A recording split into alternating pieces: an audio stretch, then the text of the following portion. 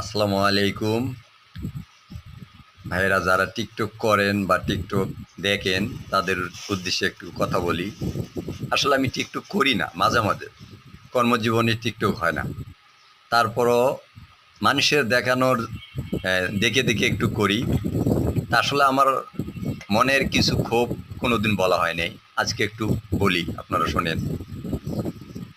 যদি আমার বউ মনে করো পরকীয়া করে চলে গেছে, আমার বাচ্চাও আছে, দুইটি বাচ্চা আছে, এবং আমি এ যাবতও বিয়ে শাদী করিনি। 2 বছর পরে ও মাঝে মাঝে ফোন দেওয়ার জন্য চেষ্টা করে। যেহেতু বাচ্চা আছে, বাচ্চারা কথা কয়, আমি না করি না, নাহলে বাচ্চারা আরো বেশি কষ্ট পাবে।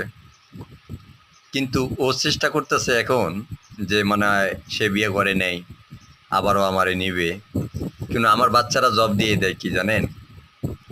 আমার বড় বাচ্চাটা ফোন ধরেই, তুমি ফোন দিছো কেন? তুমি তো আমার মা না।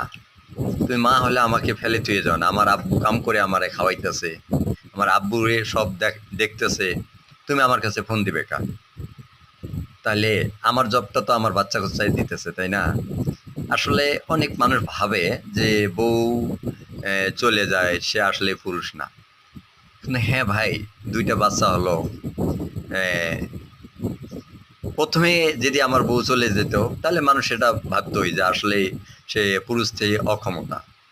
কিন্তু 2টা বাচ্চা হওয়ার পরে চলে যায়, এবং এ যাবত আমি 2 বছর বিয়ে করি নাই বাচ্চাদের মুখের ভীতি দেখে।